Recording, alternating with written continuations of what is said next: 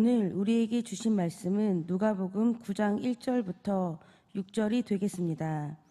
찾으신 후 저와 여러분이 한 절씩 교독하신 후 마지막 절은 다 함께 합독하시겠습니다. 누가복음 9장 1절부터 6절입니다.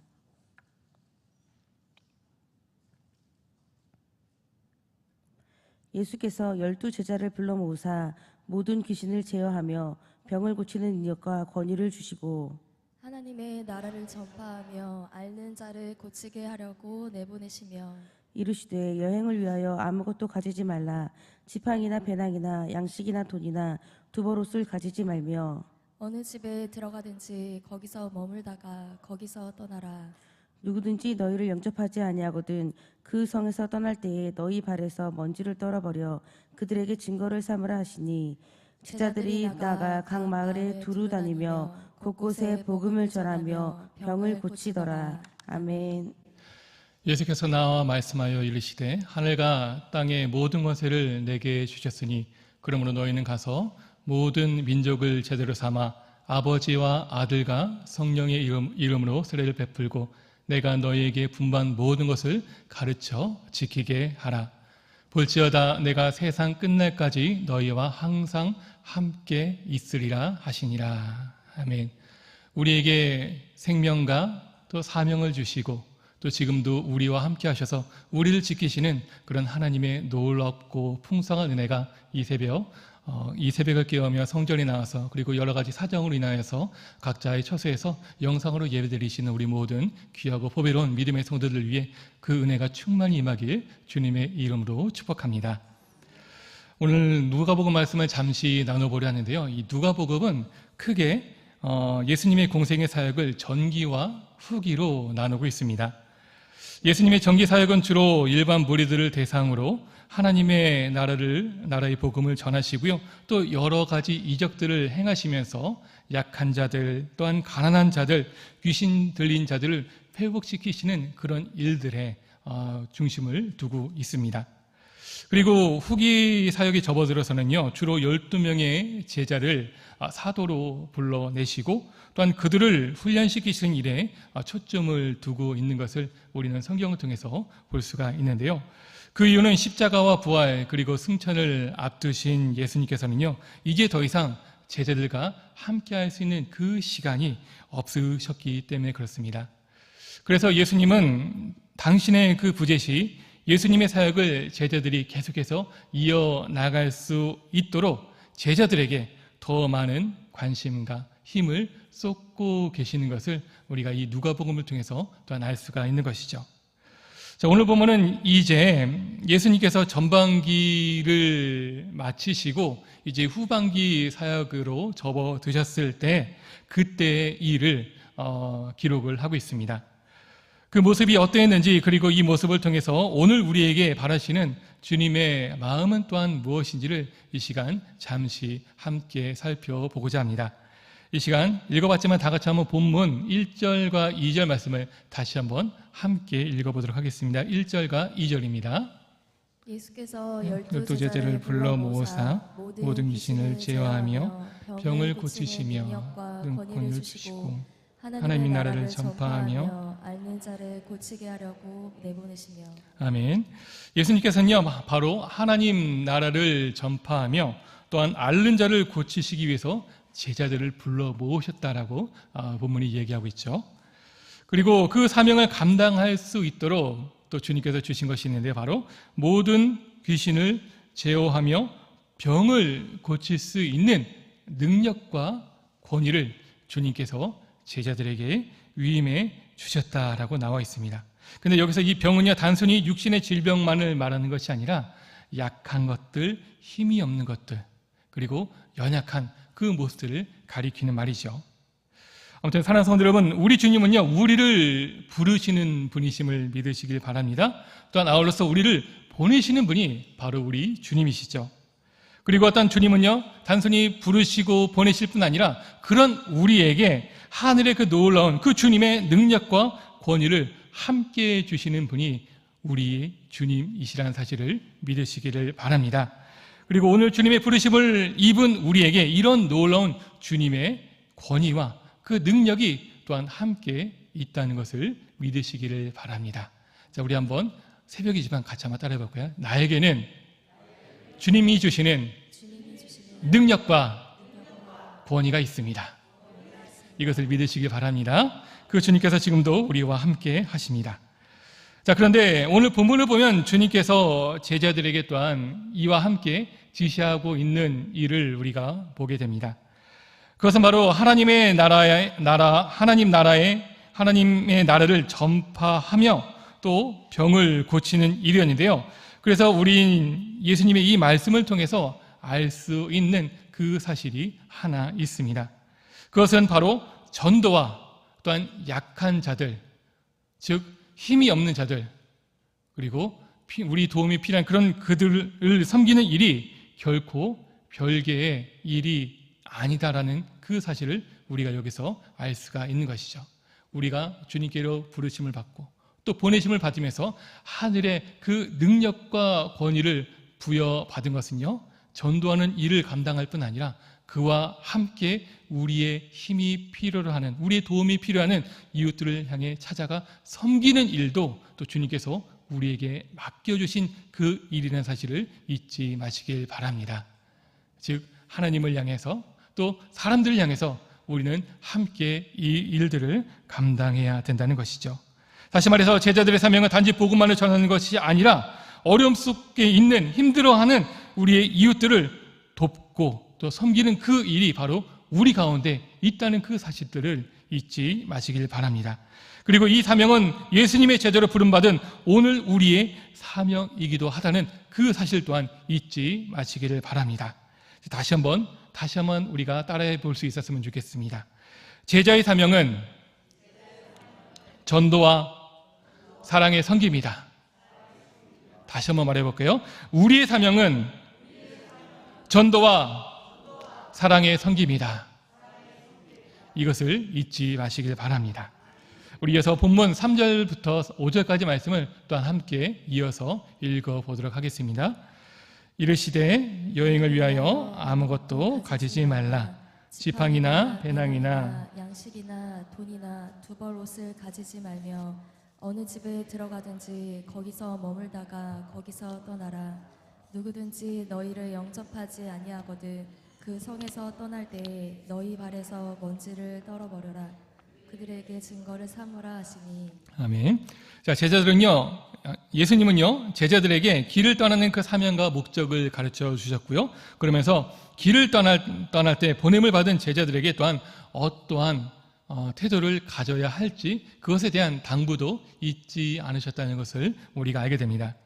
우선 3절과 4절을 보면 제자들은 여행을 위해 아무것도, 즉 지팡이나 배낭이나 그리고 양식이나 돈, 두벌 옷 등을 가져가지 말아야 한다라고 말씀을 하고 있습니다. 자, 그런데 헬라어 본문을 보면 이렇게 가져가지 말라고 하는 것이 더욱 강조되어 있어서 각 품목마다 부정접속사인 이 메테라는 단어가 사용되어 있는 것을 보게 되는데요. 즉 이런 것입니다. 아무것도 가져가지 말아야 된다. 지팡이도 안 된다. 배낭도 안 된다. 양식도 안 된다. 돈도 안 된다. 두벌 옷 등도 안 된다. 라고 해서 이 품목마다 안 된다, 안 된다, 안 된다라는 것을 계속해서 반복하며 사용하고 있는 것이죠. 그러면서 어느 것 하나도, 즉 아무것도 가져가지 말아야 된다는 것을 주님께서 강조하며 거듭 말씀하시며 제자들에게 당부하고 있는 것입니다. 자, 그러면은 왜 우리 주님께서는요 이렇게 제자들에게 아무것도 가져가지 말아야 한다라는 말씀을 주셨을까요? 그것은 주님이 위임해 주신 그 모든 사역은 전적으로 하나님만을 의지하며 나아갈 때 그 주님께서 맡겨주신 그 사역을 감당할 수 있기 때문에 그렇습니다. 즉 주님께서 주신 그 모든 일들은 우리의 힘과 우리의 가진 것과 우리의 능력을 하는 것이 아니라 오직 우리를 부르시고 또 보내신 그 주님의 공급하심을 통해서만 또한 온전히 이룰 수 있다는 그 사실을 주님께서 알려주기 위해서였던 것이죠. 따라서 한 집이 숙소로 또한 정해지게 된다면 더 좋은 곳이 생겨도 그들 자신의 편의를 위해서 또 옮기지 말아야 된다는 그 말씀도 주고 있습니다.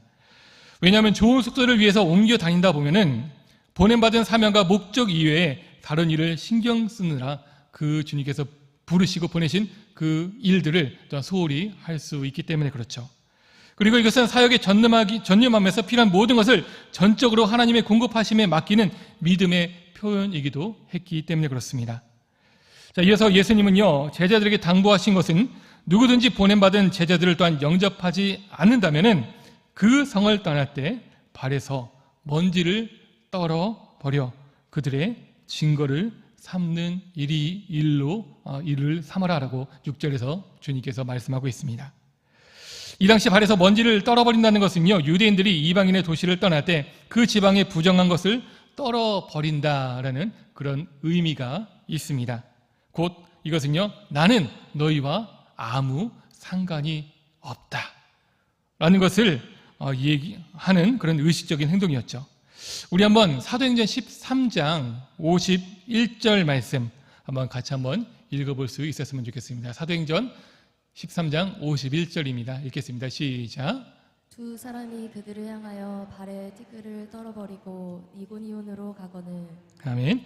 예수님께서 발에 티끌을 떨어버려라 라고 하신 이 말씀은요, 실제로 사도행전에서 바울과 바나바가 했다라는 것이 또 기록이 되어 있습니다.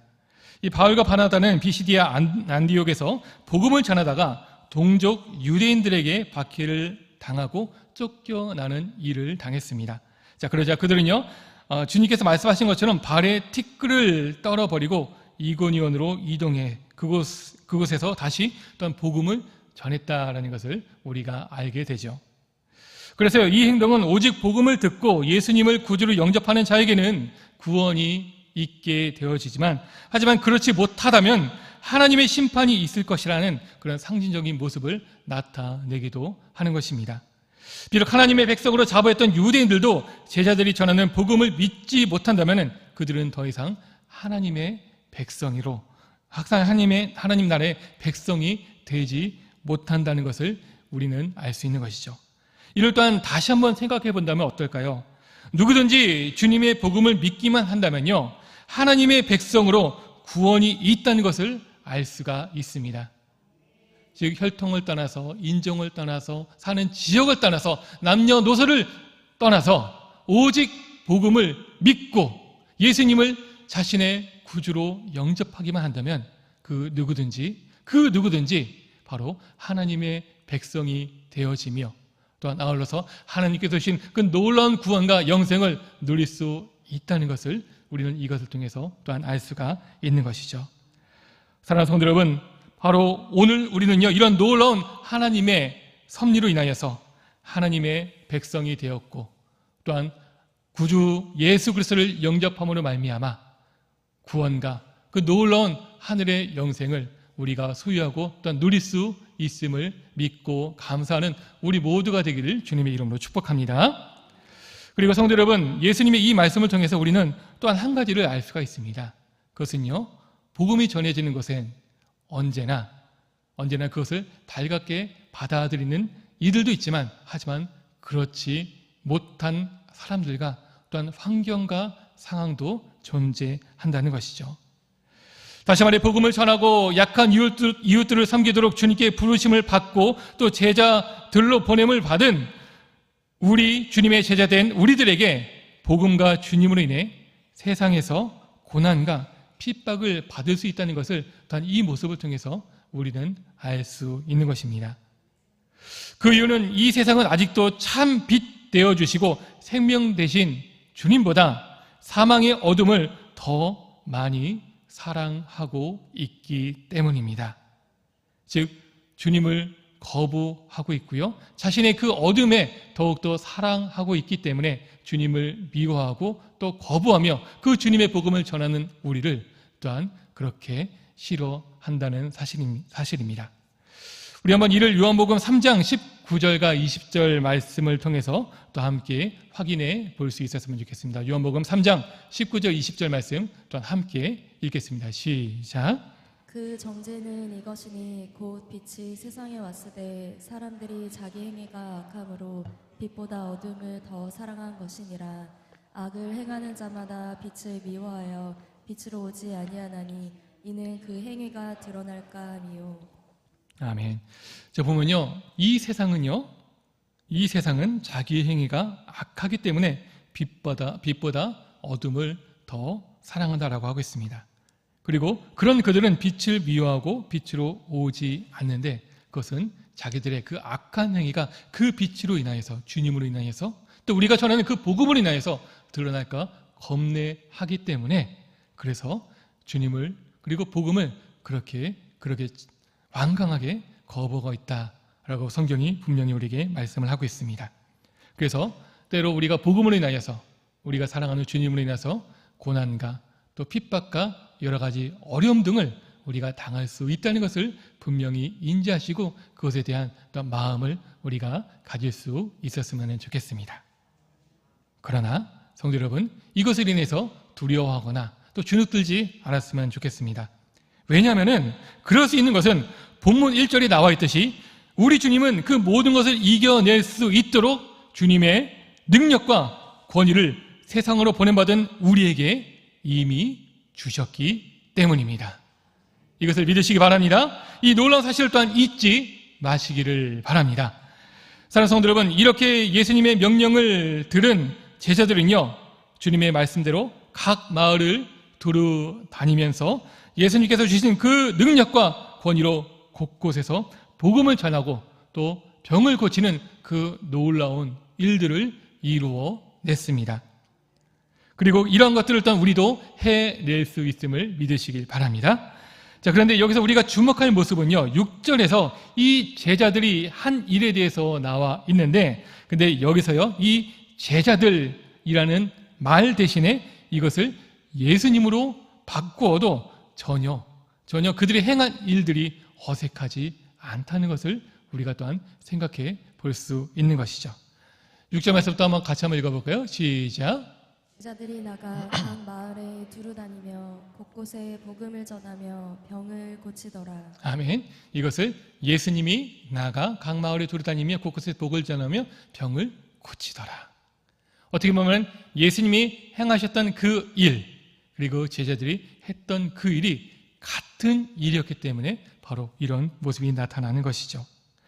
제자들은 예수님이 부르심과 보내심을 받으며 행한 그 모든 일들과 사역이 바로 예수님께서 행하신 그 일과 그 사역으로 일치된다는 것을 우리는 이 모습을 통해서 확인해 볼 수 있습니다. 그렇다면 이 일이 말하고 하는 바가 있는데요, 그것은 예수님께서 당신의 사역을 제자들에게 맡기시며 행할 수 있는 능력과 권위를 주셨기 때문에 이 일을 행할 수 있는 것이고요, 또한 제자들의 사역은 예수님의 사역과 일치하게 되고 제자들의 삶은 예수님의 공생의 연장이 된다는 그 사실을 우리가 또한 여기서 알 수가 있는 것입니다. 즉, 제자들의 사역과 예수님의 사역이 별개의 것이 아니라 같은 사역이라는 것이고요, 그리고 예수님의 그 공생에 나타났던 그 일들이 또한 이제는 제자들 통해서 또한 계속해서 이어지며 또 그 예수님의 그 이루고자 하시는 하나님의 뜻이 또한 제자들 통해서 이루어지고 제자들의 삶을 통해서 그 모습이 또한 나타난다는 사실이죠. 사랑하는 성도 여러분, 이것이 바로 또한 오늘 우리들의 모습이기도 하며 또한 우리를 제자로 부르신 주님의 목적이라는 그 사실을 믿으시기를 바랍니다. 우리 한 번만 다시 한번 이것을 따라해 볼 수 있었으면 좋겠습니다. 나의 삶을 통해 예수님이 보여지기를 원하십니다. 우리 서로를 또한 축복하면서 이렇게 다시 한번 또 고백할까요? 당신의 삶을 통해 예수님이 보여집니다. 사랑하는 여러분, 이 놀라운 사실을 믿으시기를 바랍니다. 교회를 다니는 많은 분들이요, 신앙생활을 단지 예수님 믿으며 천국 가고 복 받는 정도로만 이해하고 있습니다. 정말 많은 분들이 그런 생각에서 벗어나지 못하고 있는 것이 참 안타까운데요. 하지만 하나님께서 우리를 믿게 하신 것은 우리가 예수님의 제자로 또는 예수님의 공생의 사역이 끊어지지 않고 마지막 때까지 이어지도록 하기 위해서라는 그 사실을 기억하실 수 있으면 좋겠습니다. 즉, 우리의 사역을 통해서 예수님의 사역이 함께 이루어지고 있는 것이고요, 또 우리의 삶을 통해서 예수님의 또한 공생애가 또한 함께 이어지고 있다는 것이죠. 그토록 복음을 전하며 또 이웃들을 섬기며 주님과 함께 동행하는 동행하는 것이 이토록 너무나도 놀랍고 위대한 그런 모습이라는 것을 우리가 이 시간 다시 한번 생각하며 또한 그 멋진 삶을 우리에게 허락해 주신 것에 또 주님께 감사하며 나아갈 수 있었으면 좋겠습니다. 그러므로 사랑하는 성도 여러분, 우리는 이 땅에서 예수님의 능력과 권위로 복음을 전하고요, 이웃들을 섬기는 주님의 제자임을 믿으시기를 바랍니다. 그리고 그 멋진 삶을 또한 이뤄낼 수 있는 우리 모두가 되기를 축복합니다. 그리고 때로는 우리가 이 주님의 사역을 감당하다 어려움을 겪는다 하더라도요, 그것을 인해서 주저하거나 낙심하거나 의기소침하지 않기를 바랍니다. 주님께서 우리에게 능력과 권위로 함께 하시기 때문입니다. 그러므로 세상의 방법과 도움을 의지하기보다 하나님의 그 풍성하신 공급하심을 함께 누리며 우리에게 맡겨주신 그 놀라운 그 위대한 사역을 감당해낼 수 있는 우리 모두가 될 수 있었으면 좋겠습니다. 성도 여러분, 바라기는 늘 이러한 주님의 은혜로 승리하며 살아가는 주님의 제자들, 곧 작은 예수로 이 땅을 살아가는 우리의 복된 인생 될 수 있기를 주님의 이름으로 축원합니다. 기도하겠습니다. 우리 다 같이 함께 이 시간 말씀을 생각하며 기도하며 나아갈 수 있었으면 좋겠습니다. 주님께서 우리에게 주님의 그 신령한 하늘의 능력과 권위를 위임해 주시며 또 우리에게 하나님의 나라를 전파하며 또한 약한 자들을 돕는 그 놀라운 사명을 우리에게 부탁하시며 위임해 주셨습니다.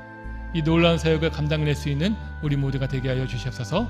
때로는 복음을 전하다가 주님의 뜻을 이루기 위하여 어려운 일을 겪는다 할지라도 두려워하지 않게 하여 주시옵시고, 오직 하나님께서 주시는 그 놀라운 풍성한 공급하심에 만족하며 힘을 얻고 주저앉는 것이 아니라 끝까지 우리에게 맡겨주신 이 귀한 사명들 감당할 수 있도록 주님 함께하여 주시옵소서. 더욱더 주님을 향해서 마음 굳건히 잡으며 끝까지 이 귀한 삶을 감당낼 수 있는 우리 모두가 되게 하여 주시옵소서. 오늘의 우리의 삶을 통해서 하나님 주님의 그 모습이 드러나게 하여 주시옵시고, 우리에게 맡겨주신 이 삶을 살아가며 작은 예수로서 이 땅 가운데 그 놀랍고 풍성한 하나님의 뜻을 나타내며 또 우리의 삶을 통하여서 예수님의 모습을 나타낼 수 있는 복된 사명을 감당할 수 있는 그 우리의 삶이 되게 하여 주시옵소서. 오늘도 함께하여 주시옵소서. 함께 기도해 주시길 바라고요. 아울러서 주님의 몸된 교회를 위해서 또 담임 목사님을 위해서 기도해 주시기를 바랍니다. 특별히 기도하며 나갈 때 모리아올 성전 건축이 또한 시작이 되었습니다. 모든 시간마다 주님께서 불꽃 같은 눈동자로 지켜주시고 어떠한 안전사고도 일어나지 않게 하여 주시옵시고 순조롭고 순탄하게 진행되어지며 또한 이 모든 과정들을 통해서도 하나님께 영광 돌릴 수 있는 복된 일들 될 수 있도록 함께하여 주시옵시고, 우리 모리알 건축을 통해서 다음 세대가 살아나며 또한 이 지역사회를 또 변화시킬 수 있는 그런 귀한 일들이 나타날 수 있도록 주님께서 함께하여 주시옵소서. 또한 어로서 담임 목사님 영육간의 강건함과 성령 충만함 허락하여 주시옵시고, 오늘 말씀을 전하며 나아갈 때 그 말씀 가운데 하나님 놀라운 하나님의 그 능력으로 채워주시고 함께 예배는 모든 이들에게 귀한 은혜의 말씀 끼칠 수 있도록 주님께서 또한 함께하여 주시옵소서. 영화부터 청년교회에 이르기까지 모든 예배 시간마다 주님께서 은혜를 다스려 주시고 또 말씀을 전하는 우리 귀한 종들에게도 주님 또한 함께하여 주시옵소서. 이 시간 또한 우리가 가지고 나온 기도 제목들을 놓으며 또 우리 기도를 필요한 우리 지체들 생각하면서 우리 한번 주여 간절히 외친 다음에 자유롭게 기도하다가 자유롭게 돌아가도록 하겠습니다.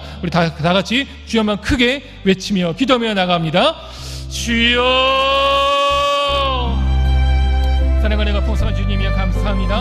하나님 이 시간 가운데 우리를 불러 모으시며 또 아버지